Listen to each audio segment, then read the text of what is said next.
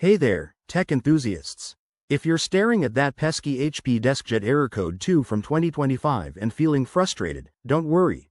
I've got you covered. This common error on HP Deskjet printers often signals issues like paper jams, low ink levels, or even a simple connectivity glitch.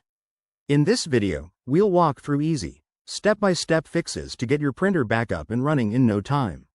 Let's dive in. First things first, start with the basics. Turn off your HP Deskjet printer and unplug it from the power source. Wait about 30 seconds, then plug it back in and turn it on. This simple restart can resolve minor glitches and is a go-to trick for many printer errors. Next, check for any paper jams. Open the printer's paper tray and output bin carefully.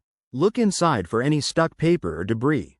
Gently remove it if you find any, making sure not to tear the paper or damage the rollers. Once clear, close everything up and try printing a test page.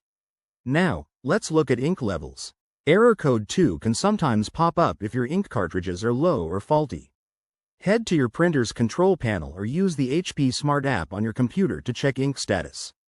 If levels are low, replace the cartridges following the manufacturer's instructions. Remember, always use genuine HP ink for the best results. If that doesn't do the trick, it's time to update your drivers.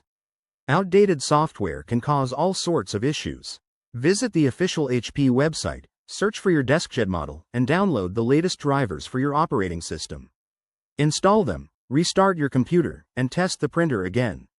In some cases, this error might stem from a network problem if your printer is wireless. Ensure it's connected to your Wi-Fi network and that your router is functioning properly. Reset the network settings on the printer if needed.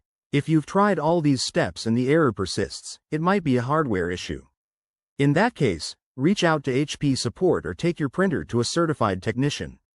With these tips, you'll be printing smoothly again soon. Thanks for watching. Hit that like button if this helped, and subscribe for more tech fixes. See you next time.